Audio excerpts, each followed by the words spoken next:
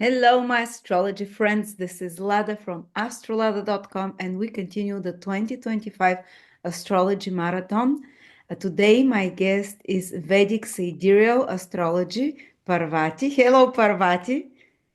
Hello, Lada. So nice to see you. Happy solstice. Happy solstice as well. Thank you for participating. Your first year with us. You just joined us. You did your first interview a few weeks ago, and people said the best teacher ever. So I'm excited that you volunteered to show us and lead us through 2025 through Vedic sidereal perspective, because I know very little about that. I'm tropical astrologer.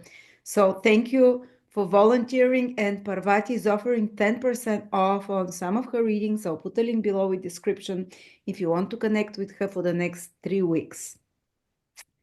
And Parvati, what do you have for us? Because our Western astrologer scared us a lot. What is your Well, perspective? it's really interesting. I haven't watched any of the Western perspective. I just come from a Vedic perspective, but I'm sure as we go through this, many things might line up. They should line up, as we said a little earlier. Yeah, there's many paths to the truth. And to be honest, I had a really difficult time putting this presentation together because there's so much happening. It's crazy. Um, so I put a little presentation together, and then I also have the charts. And what I did is I used both the Vedic chart as well as the chart from AstroDance. I think a lot of astrologers know astro.com. So I made those charts too, just so that you can see visually what it is that I'm going over. But we have a lot of shifts next year. Next year we have Saturn changing signs. We have Rahu Ketu, North Node and South Node changing signs. We have Jupiter changing signs. And it's all happening in the same year within a few months of each other. So it obviously indicates a time of great change in many major areas of life. So let's go ahead and jump in. Let me share my screen Yeah, here. that's exactly what's happening in Western astrology, but we're one sign ahead of you guys in tropical, in sidereal, plus the three outer planets that they're not using Vedic astrology, but they're also changing signs according to tropical zodiacs. So Yeah, I had a look actually when I was researching this coming year, and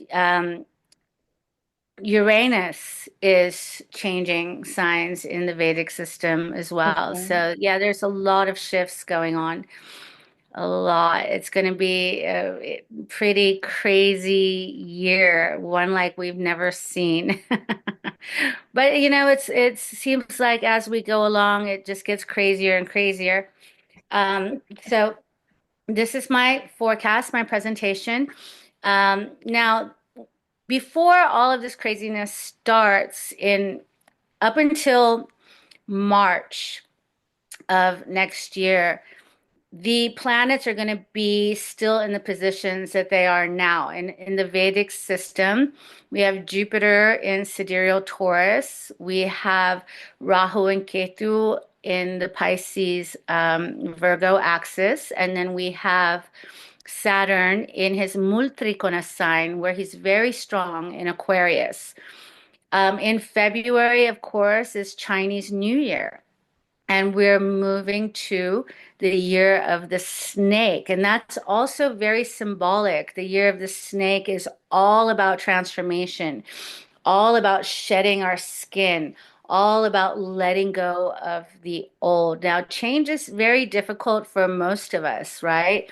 Some people welcome it, but most people are very used to how things are, and it's difficult for them to let go. So my first bit of advice is the more you can let go and adapt to these new changes, the easier the ride will be. Now, in my forecast, I'm just talking about general mundane um, indications, because just doing the mundane indications, it was so much information. I'm like, how am I going to even structure this for everybody so that it makes, it flows good? So you have to obviously look at your own chart, see if where your planets are, see where your rising is, your moon sign is, what aspects are happening. And if you need some help with that, you can find me through AstroLada, of course, and schedule a reading. And then I'll look at your personal, how this year is going to affect your personal chart. Okay. So there's three main planetary shifts, but there's also Mars, Venus, and Mercury as well. So let's talk about the first three major planets. So the major planetary changes, okay? We have Saturn, we have Jupiter, and then we have Rahu and Ketu. Now, on the 29th of March, as I'm sure everybody knows, there is going to be a solar eclipse. This is the last solar eclipse in the Vedic system in Pisces and in Virgo. The day that Saturn moves into Pisces, right, he is going to meet five other planets, and actually seven planets if we take into account Neptune and Chiron as well. So this eclipse is pretty powerful, and I'm going to go into more detail, but just off the bat, the day that Saturn shifts into Pisces is the same day that Uranus shifts into Taurus. So we have these two major planets changing signs. As soon as he shifts, he's going to come upon a solar eclipse, and that is happening with Rahu, Sun, Moon, obviously, with a retrograde Venus that gets exalted in Pisces, and a retrograde Mercury, as well as Neptune right there in the close degrees. Mhm. And Chiron is a little bit further out, but it's still in Pisces. So it's a lot of karmic endings happening. It's a big ending. Pisces is the last sign of the zodiac. And with this eclipse, I do feel that there is some major world event. It could be a natural event. It could be also something to do with the world governments that's going to bring about an ending to how we know life and a new beginning. But it's going to take some time. And the reason it'll take some time is because Saturn is the planet that shows our karmas. It brings lessons, karmic lessons, and it moves very slowly. So it will take time to get used to these new energies, but around this time will be the beginning. Oftentimes with eclipses, you start to see things happening even before. It's not always that on that day something major happens. It could be, but it could be a little bit before, a little bit after. But from March till May, these 2 months are pivotal. Now, Exactly. yes, is It I'm shows in sure you, Western, exactly. And by yeah. the way, all those seven planets in Pisces, in Sidereal, they are also there except except Chiron. They're also in Pisces in tropical because they're the last. Wow. And so it is exactly what I said, some big karmic Yeah. event, something that is like an ending. And I don't know if in Western astrology, Pisces connecting to sickness and illness as well. Yes, That's, I yes, don't know about Vedic. hospitals. Yes, Yeah. exactly, exactly. So the day after, now the day after the eclipse is what's called the Vedic New Year, right? It's called Chaitra Shukla Pratipad. And this is what we base the entire energy of the year on. This year, Chaitra Shukla Pratipad, the deity or the energy was Krodhi. And Krodha actually means anger. So it indicates war. And we saw what happened this year with all these wars and, just all this stuff. So this year, the Vedic New Year starts exactly after the eclipse, and the deity is Vishvavasu, and the planet associated to that deity is the sun. So the sun indicates leaderships, the government. So we are going to see a focus on lots of shifting of power. And immediately when Chaitra Shukla Pratipad, or the Vedic New Year, starts, we have a very special festival in India called Navaratri, which literally translates to the 9 nights of the goddess. So I think that's very auspicious that Navaratri happens right after this eclipse, because there's going to be a lot of prayers. There's going to be a lot of invoking the mother goddess energy straight after. I think it's going to be very helpful. I also want to add, like, before this eclipse starts, it is going to be in Pisces. And of course, Pisces does rule a lot of things, but one of the things it rules is high spirituality. So if you are in any kind of a position to hold, prayers with people, like prayer circles or meditation circles or things like that around this time, it also will be very helpful for you and your friends, your associates, because to seed that spiritual aspect of Pisces so that all these other significations are not so much the focus. There's a great potential for a rise in consciousness around this time. But when Saturn comes, right, Saturn tries to limit, Saturn tries to restrict. So there could be some backlash against those of us who are spiritual seekers. There could be some people that they're just skeptical, or they think it's woo woo, or things like that you could see happening in the media. So when Saturn moves into Pisces, it's going to be very, very, very close to Rahu. Now Rahu is on its way out of Pisces and about to enter his own sign. The exact conjunction between Rahu and Saturn, and it's going to also involve Venus. Venus is going to be right there in that conjunction.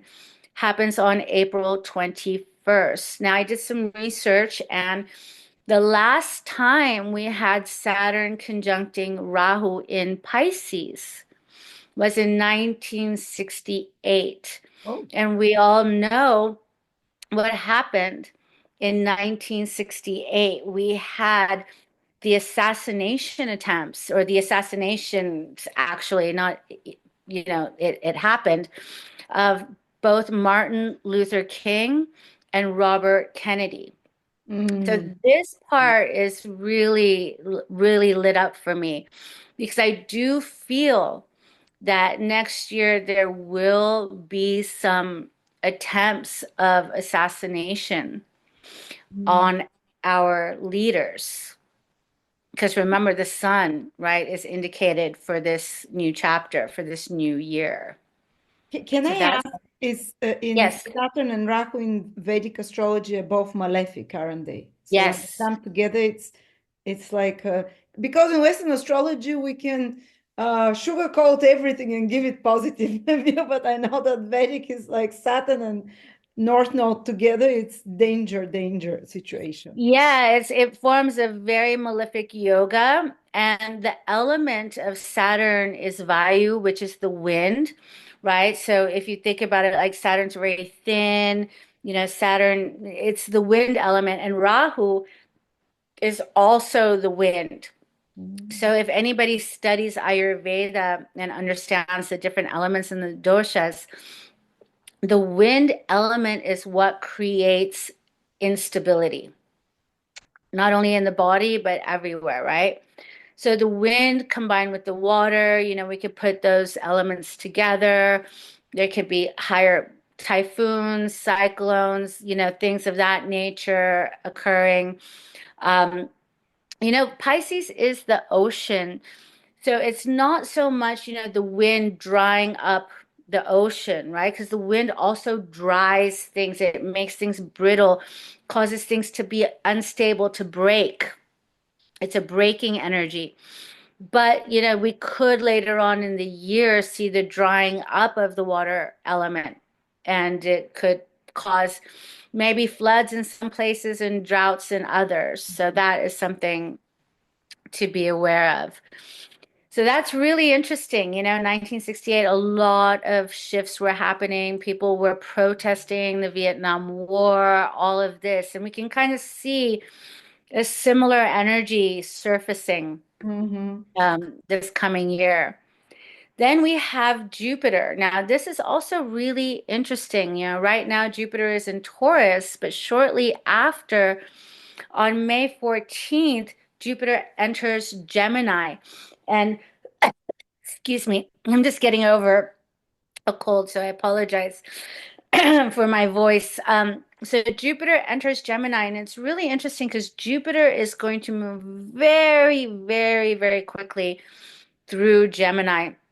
In the same year, usually Jupiter stays in one sign per year. It's going to go into Cancer in October. Now, this is a very positive time. Jupiter gets exalted in Cancer, and Jupiter is the great benefic.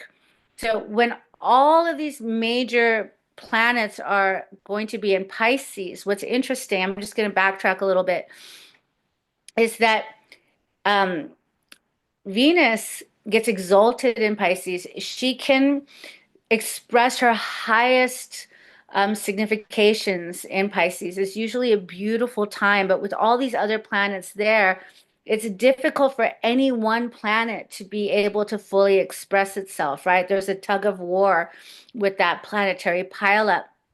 But Jupiter during this time is still sitting in Taurus, which is ruled by Venus, and Venus is in Pisces, which in the Vedic system is ruled by Jupiter.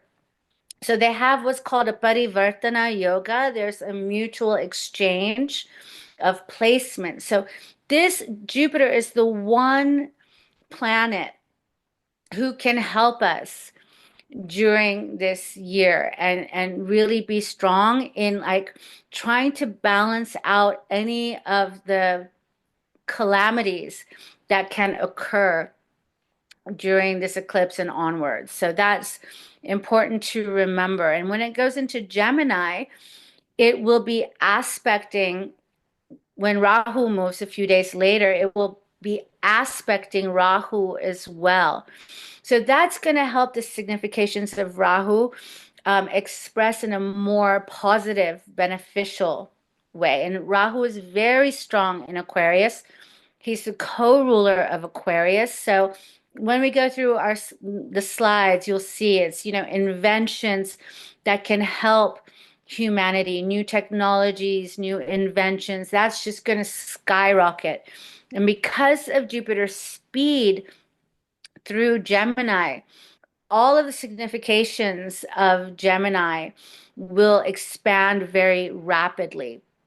So it goes in May 14th, then it goes into Cancer on October 18th for a couple of months, less than a couple of months, but it just stays. It's so interesting. It doesn't really move deeply into Cancer. It stays at around 0 degrees this whole time.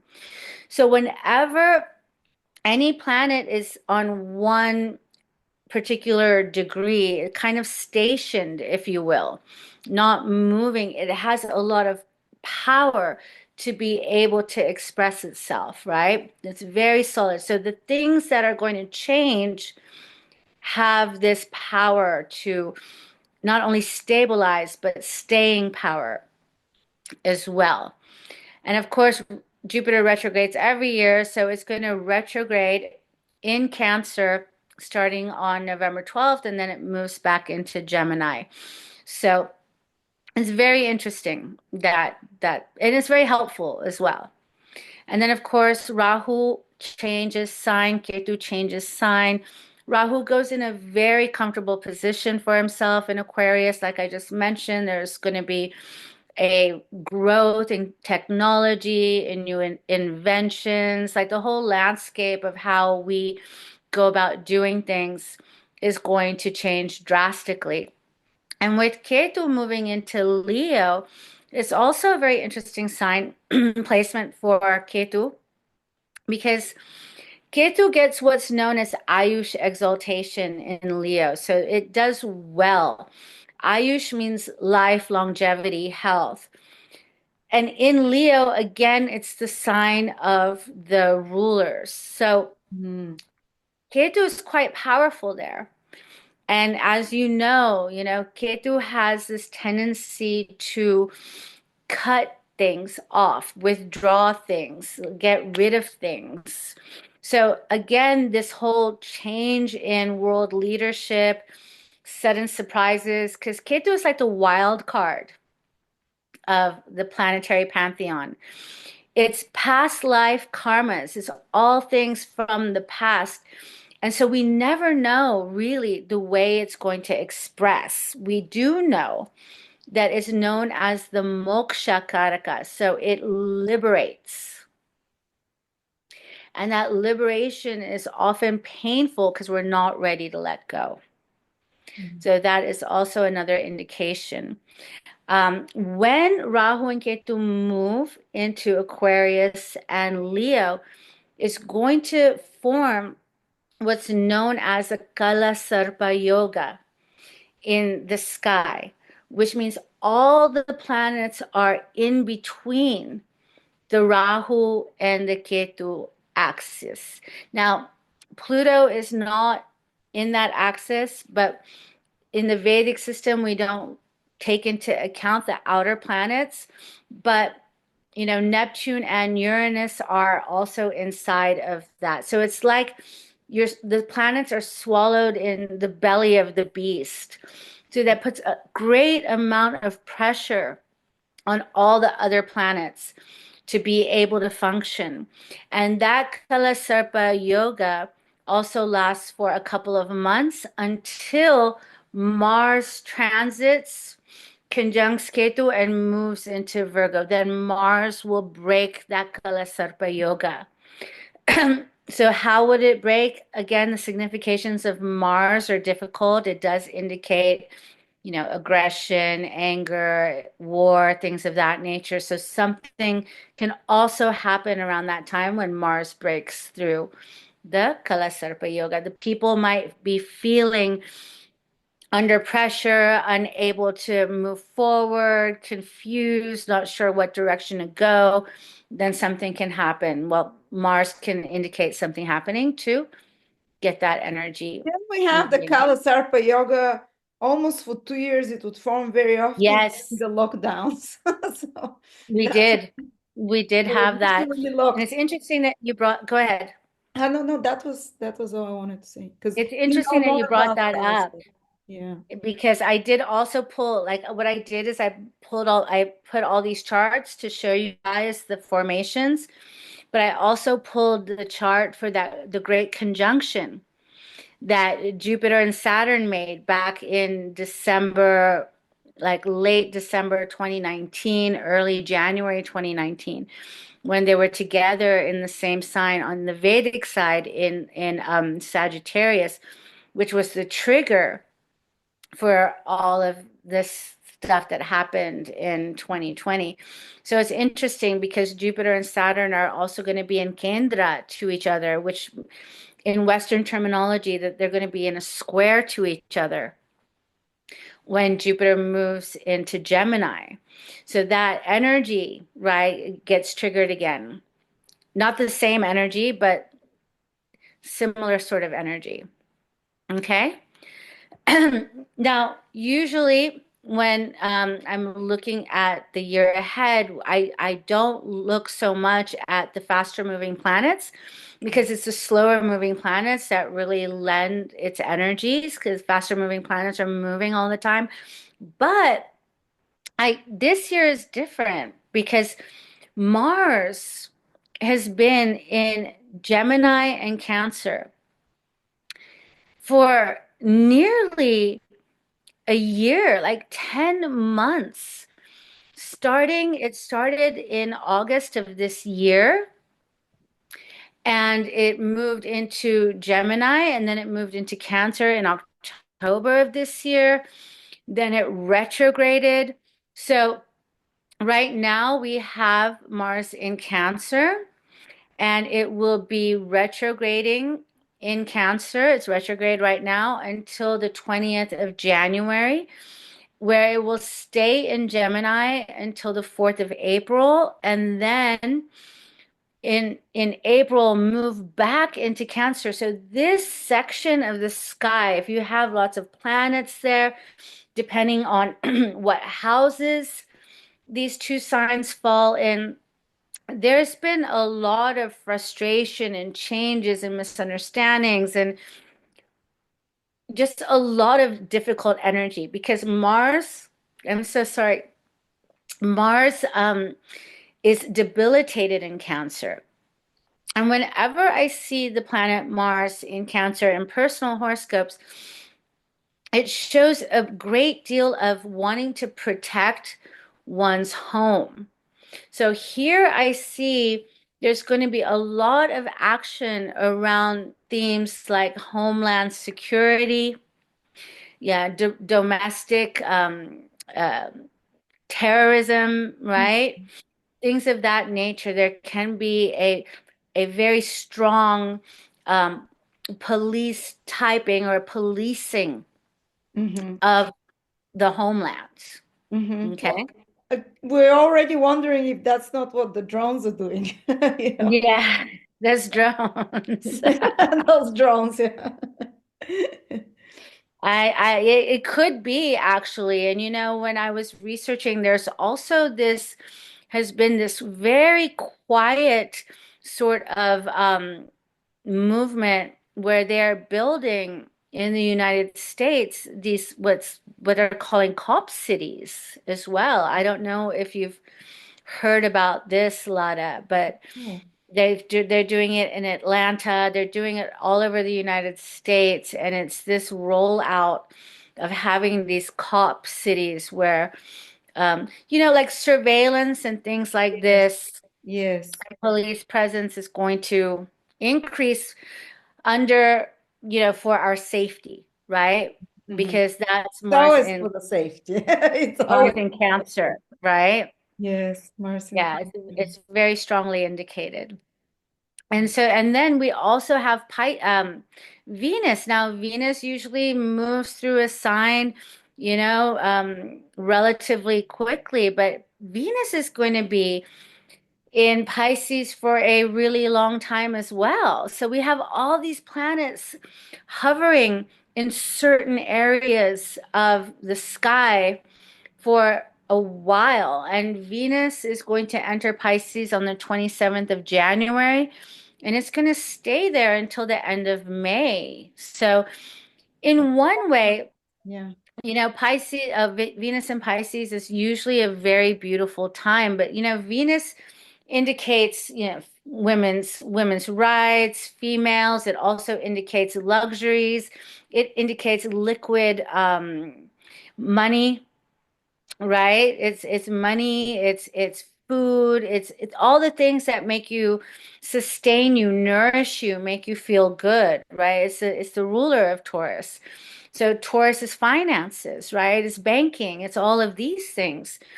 So usually Venus there is very positive, and it will still be positive. Like it's not all bad. Let me just say that right now. There's nothing all bad, but there are a lot of like very interesting indications. And of course, according to your chart placements, you can really have a great year. I don't want to, you know, put it in anyone's head that it's going to be a terrible year. I like to say it's going to be an interesting year. So, so it will still have significations. It will still be able to express, but there's going to be that eclipse. Rahu is still there. Then Saturn comes in, and there's going to be a period of time between like the 3rd of February to the 24th of April. So, for quite a few months there where, Venus is going to go retrograde, it's going to be conjuncting with Rahu, with Saturn. Luckily, when Venus is with Saturn, is not the worst energy. When Venus is with Saturn, it's like you can be making long-term commitments to things. There's, a staying power when those two get together. When Venus is with Rahu, it can also show people making poor choices in their relationships as well.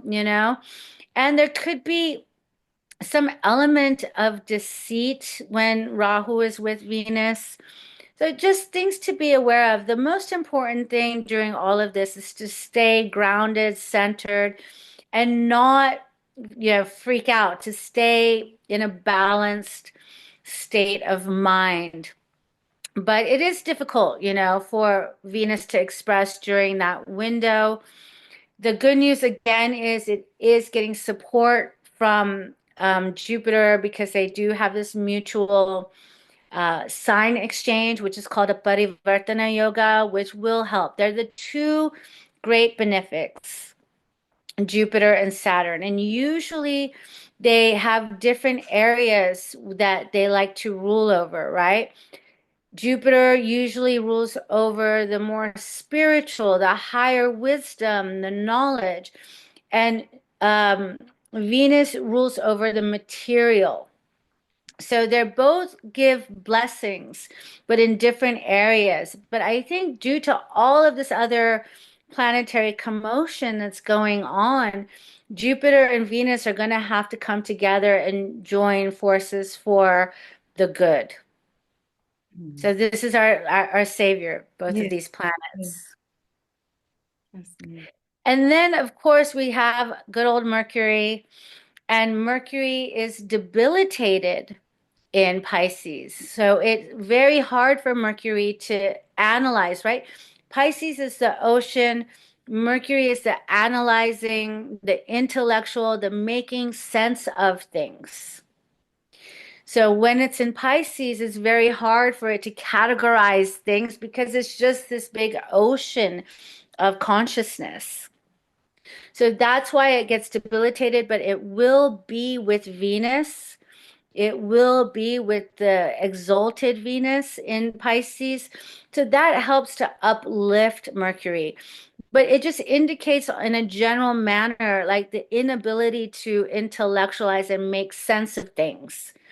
So when these events happen, it's going to be hard for us. Most of us will be in disbelief, things won't make sense, kind of a similar energy to when the corona happened and people were just not Mhm, understanding what was happening, mhm, right? So mhm. these indications are up. So it's in Pisces and it also goes retrograde in Pisces. So again, for Mercury, Mercury transits really quickly through the signs. It's going to be in Pisces for a really long time as well, until the 6th of May. And as you know, every year when we have the Mercury retrogrades, they're retrograding in the same element.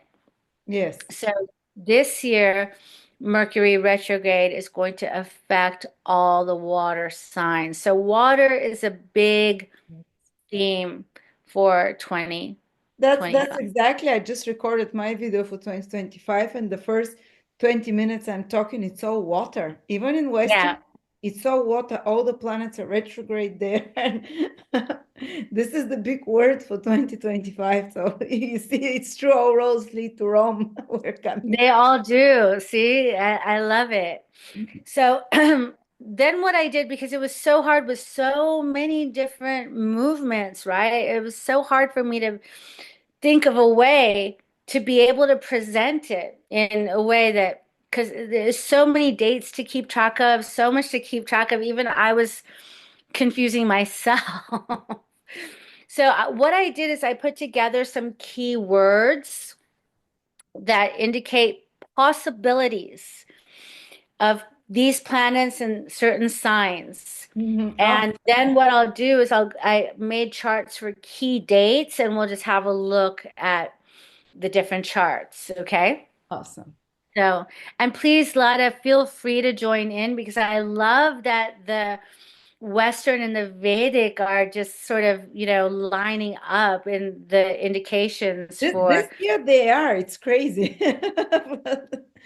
But double I love power. the Vedic interpretation because it does add the because for me tropical zodiac is more material, while Vedic is deeper, more spiritual, and because it is used for the big cycles of history as well. So to give Yeah. higher perspective of what's manifesting. So Yeah, okay. it's a very high spiritual science, it comes from the Vedas themselves, which are the ancient spiritual books of India. So it's very spiritualized.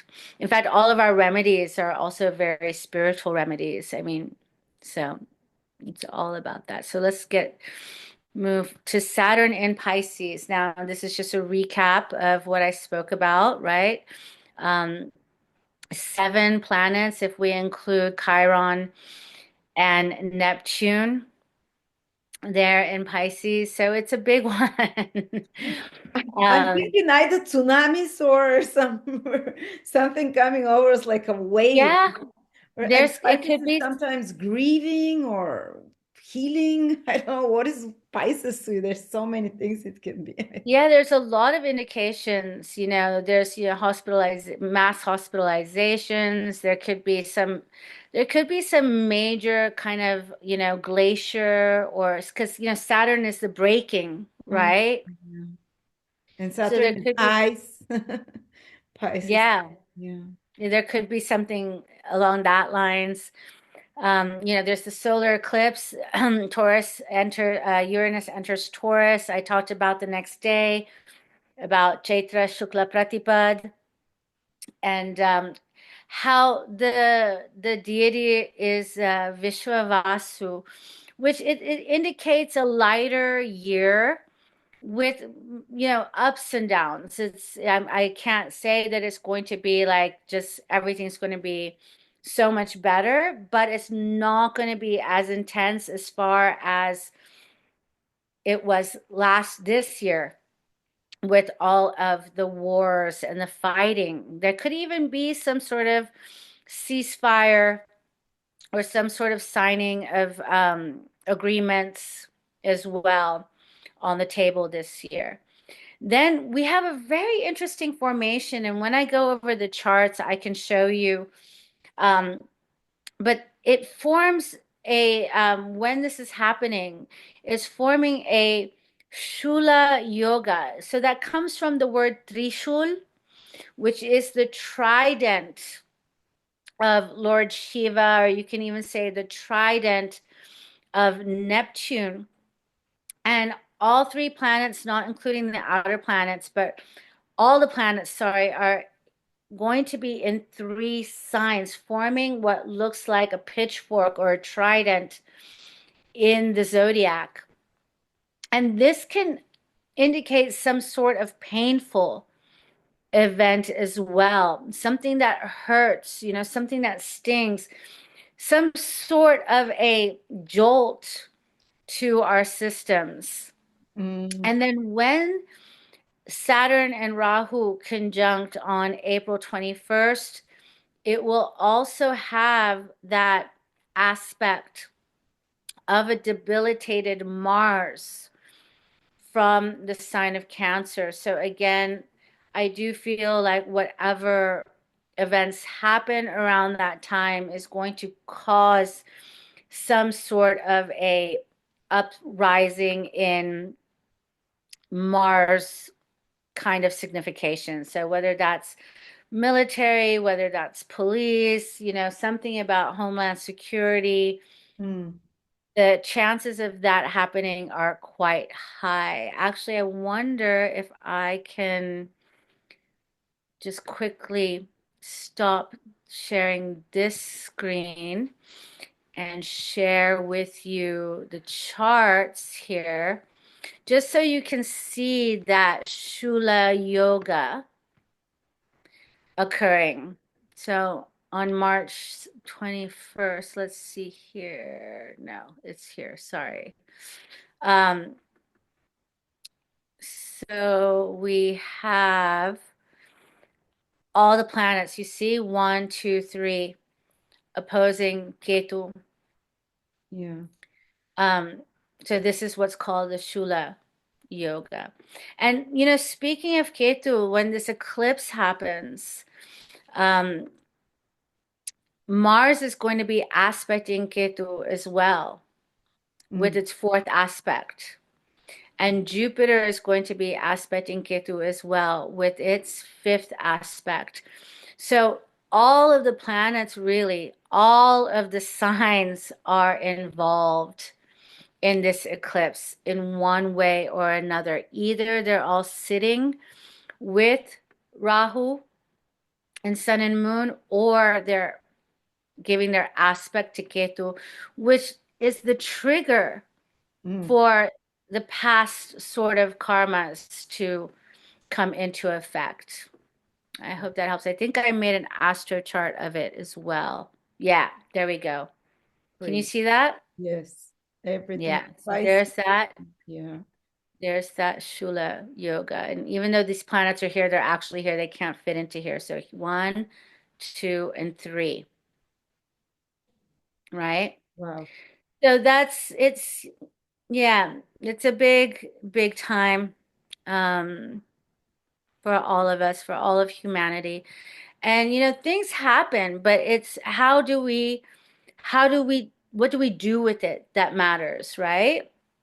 So now here are the key words, some indications for Saturn in Pisces. Now, again, Pisces is the last sign of the zodiac. So it's a great ending, a great cycle ending. And as you know, Saturn takes 30 years to complete one revolution around the sun. So it's a really big ending.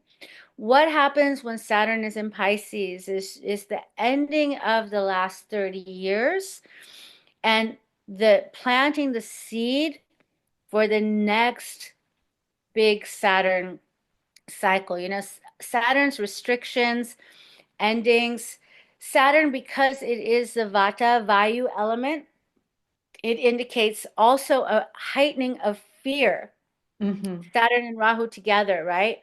Really bring a lot of fear, especially with Rahu. There's delusion, but that's the next little paragraph here. Pisces is hospitals, Pisces is illness, Pisces is letting go. The place where Saturn and Rahu is going to conjoin when um when Saturn moves into Pisces is Purva Bhadrapada. Now these two nakshatras, the three nakshatras in Pisces, right? The last one is Revati, which is a very soft, beneficial nakshatra, which indicates like leading the shepherd leading the flock home to Yeah. safety. But the previous two are quite intense. Uttara Bhadrapada is less intense than Purva Bhadrapada, and this conjunction is happening in Purva Bhadrapada. And I'd made a huge, it's so interesting and cosmic. I made a whole video about just these two nakshatras, right?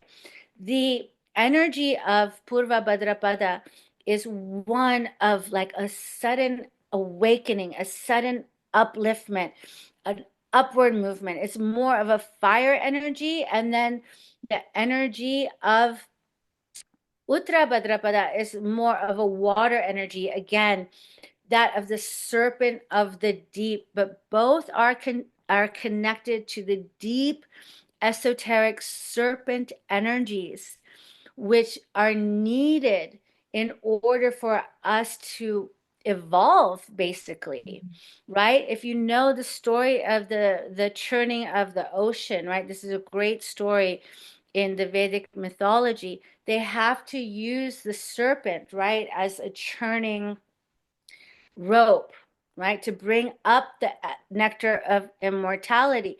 If you look at the Kundalini Shakti, it's a coiled serpent, right? So both of these Bhadrapada nakshatras are connected to the serpent. And the serpent energy is the year of the snake, What the? right? We're going to be in the Kala Sarpa Oh, yoga. So so it's yeah, this churning, this sort of back and forth kind of has to happen in order to bring out the things that need to come out, in order to purify, in order to heal. A lot of times when we ourselves are sick or not feeling well or dealing with long-term diseases, when we go through the healing process, it can feel worse before it feels better, right? So the healing process, this is what has to, this churning has to happen. This back and forth has to happen. And during this great churning of the cosmic ocean, think about it, right? Pisces is the ocean. It also indicates the dissolution of our egos, of to unity consciousness, collective consciousness, cosmic divine consciousness. So when this churning happens, the very first thing that came out of the Milky Way, it's basically the Milky Way, it's the ocean of milk, was the poison. The poison first came out before mm, all the other things were able to come mm, out and be given to humanity, to be given to the gods, right? In service of use. And the very last thing, of course, that came out was that nectar that they were after. So this is a whole beginning of a process of churning. Lord Shiva, right? The reason he's blue is because he was the only one who can drink that poison and not swallow it. He held it in his throat. He did that to save the cosmos from being thrown into destruction. mm. So there are indications that there are things of a venomous, Mhm. poisonous nature that will come about first. But then Saturn being in Pisces will slowly do the hard work to bring about the healing. Could it be literal, like poisonous gases of some sort? Maybe even that. Yeah, we can't say for sure, but oh, It could be. mhm. It could be. I mean, like to see, to see like a planetary lineup like this, Yeah. right? There's a lot of indications.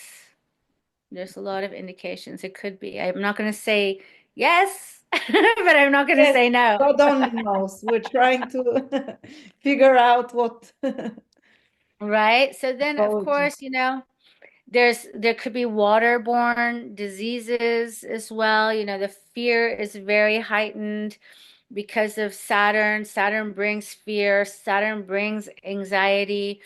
Usually as a traditional Vedic astrologer, I don't use the outer planets, but in this case, I am going to talk about Neptune as well, right? Because there is this this confusion caused, especially also with Rahu and Neptune, right? Mhm. So there's misdirection as well. There's like misdirection of awareness. Okay, so there could be some things that are not necessarily true that are used so that we don't pay attention to other things that are happening in the world. There's also the possibility of, unity. It's always possible in Pisces, especially when all these planets are in Pisces. Philosophy, losing of consciousness, drowning. There could be uprising. Saturn separates, it's a separating factor. So on the one hand, people are wanting to unite, but for some reason, there's something keeping them from Mhm. uniting. Isolation, again, that's one of the big indicators of Saturn. Saturn makes us feel alone and isolated a lot of times. There could be a loss of faith because Pisces is this great sign of the higher divinity and faith. And with Saturn there could be more skepticism. But with all of this, it can lead, if we do it properly, to self-awareness through learning our karmic lessons. There could be a mass awakening. Of course, Rahu, Neptune, secrecy, phobias. In the body, there could be more and more diseases related to water, water retention, and of course, we have our favorite cyclones and hurricanes and so on. Um, with the Saturn conjunct Rahu, of course, again, winds of sudden change, a lot of instability, pressure, turbulence, deception. There could be psychological warfare, which going back to these drones, they could be seeing how the people are reacting Mhm. without knowing, right? Mhm. Like in I think it was 1936, so 80, 90 years ago, was when Orson Welles broadcasted the War of the Worlds, right? And there was a mass hysteria going on. So, there could be mass hysteria, fear, disbelief, a loss of consciousness, of wanting to escape from reality. Rahu wants to escape from reality, he doesn't want to deal with the here and now. Um, Major expenses, losses, airborne disease, because Saturn and Rahu are the air element. Yeah. Spiritual delusion, all sorts of theories. Already it's happening, right? Yeah. Wow. So, And illness. Pisces would be aliens, the unknown. Yeah, I'm Exactly. coming to that. All right, sorry. You've There's covered also, everything. what's that? You've covered everything. I feel like my video is like what you're talking about. Oh, really? Yes, it's so similar. I always work very hard in presenting for you, Lada. I try and Oh, cover it's all the amazing. bases. Thank you. We're on the same page. Um, One of the indications also is like clinging to the old, right? Saturn represents things of the establishment, things that are old. So like not letting go, not going with the flow, but really like hunkering down and wanting things to stay the same. And then confusion with Rahu and anxiety with Saturn. All right. So the May eclipse. Yeah, here's where I talk about the aliens. So major life changes, endings, mass Uh, con. that must be the March eclipse, not May. Yes. Oh, thank you. I put May. Thank you. Yeah, it's just because you're talking about the March eclipse before, yeah. It's March. Yeah, I made a mistake. Thank you for pointing that out, Lada. Yes, I meant to say March. Um, So, mass confusion, crisis, spiritual awakening, turbulence, psychological fear, because Pisces rules our subconscious psychological minds, right? So with all of these planets, it can cause a lot of fear, confusion, chaos, disbelief, psyops, Mm. rebellion, mass illness, mass hysteria, uprisings. I think assassination attempts, deceit, denial, alien disclosure, and extraordinary Here for the events. magical and And unbelievable. magical. Yes. Magical and unbelievable, yeah. Wow.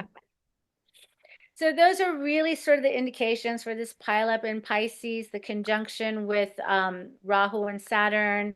And also in general, Saturn is just entering into Pisces. He's going to stay there for 2.5, 3 years until 2028. So 3 years roughly.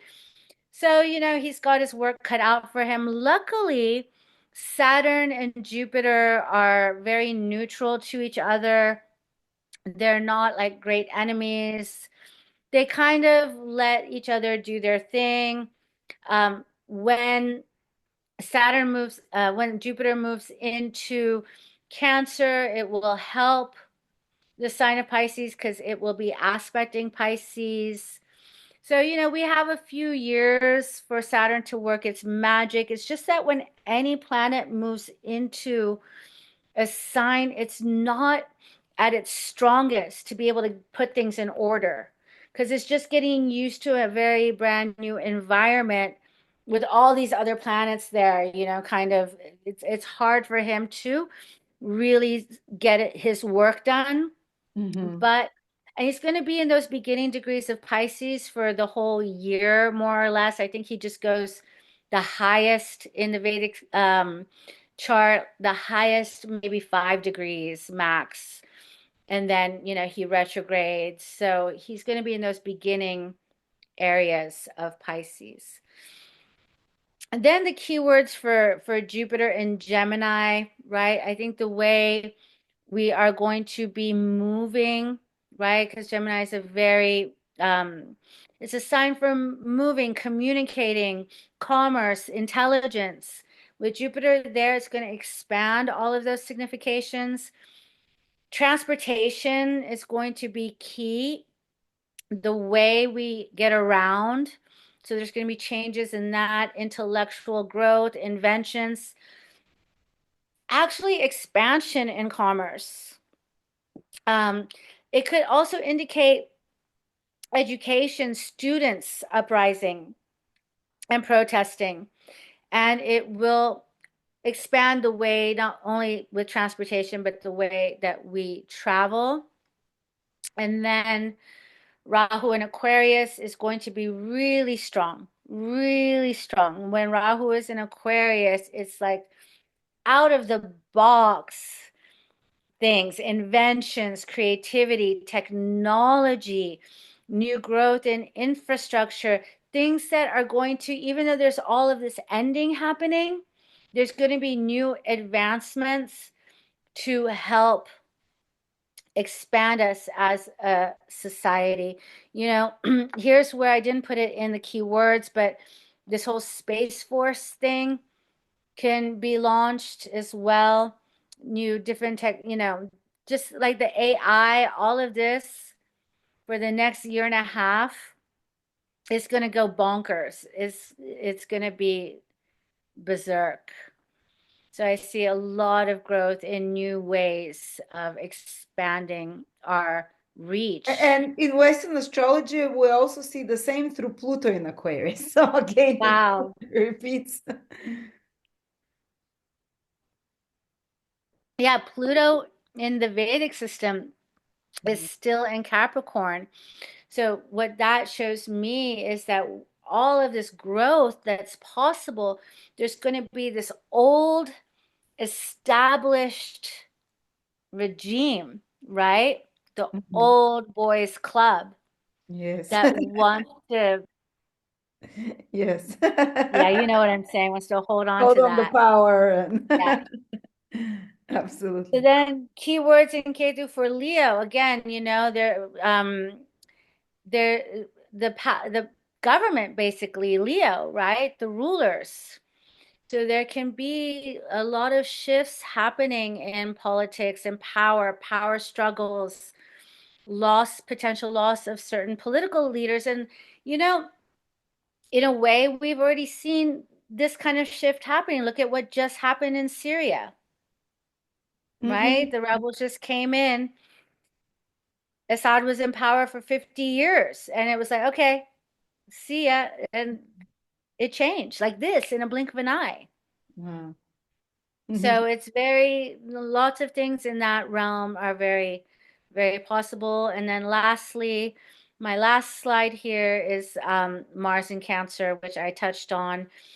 Political paranoia, homeland security, border control, immigration issues, national security, all of those things. Because Mars in Cancer is wanting to protect the home. Yes, Yeah. absolutely. Wow, that's So so in depth and so makes so much sense and so well explained. Thank you thank so much, you. Parvati. My It's pleasure, Lada. even for someone who knows absolutely no astrology, I know they learned a lot and they understood everything the way you presented it for us. Oh, thank you so Clear, much. simple, very to understand terms. Thank you, Parvati. Again, if anyone would like to contact Parvati for a personal reading, or she also does, can you say exactly what it is? You get together in group and you discuss horoscopes and you Yes, yeah, I have a mentorship, a 6-week mentorship program, but I will be leaving in January to go to India to further my knowledge and my studies with my Jyotish astrology guru, my teacher. So when I get back from India, probably in the spring, I will resume those courses. For now, until January 18th or so, I'm only personally. available for Just don't reading. travel this March. It looks crazy. I Especially, know, but I'll be in a very spiritual place. yes, you've been an ashram type of. Yes, I'll be in a very, very highly You're safe spiritual there place. Yeah, and yeah. far away from water. Yeah, and we'll all be, lending our energies and prayers and meditations, because that's the other thing to remember, that in this world, there are a lot of highly spiritual people. They're just not out in the open, but they're doing a lot of work for the benefit of humanity. So, you know, Thank you for reminding us this, because we only hear about the bad things in the news. And yes, thank you that there is thousands, if not hundreds of thousands of those people are yes. behind the scenes. And some of them might be your neighbor that you know that you're not aware he has a powerful, prayerful presence. Or yes, so Yeah, thank there's you. Oh, There's huge group meditations all over the world, like this is the thing when we come together, right? And we really focus our attention and intention on our true divinity and not get lost in all the noise of what's happening externally. We are more powerful. It's beyond belief how powerful we can be, and nothing can hold us down when we come together. So I'm wishing everybody a beautiful 2025. I hope my presentation is not meant to scare you. It's just, a little foreshadowing of the possibilities. But, nothing is all light, nothing is all dark. And the good news is when the dark increases, so does the light. beautiful. And this healing crisis you were talking about, people can focus on that as well. Thank you, Yes. Parvati. Thank you, Thank you, everyone, Lada. for joining us. And for the amazing knowledge. And we can't wait to see you soon again, Parvati, with the rest of the Sounds good. nakshatras. Thank Nice. you. Bye All bye. right. Bye.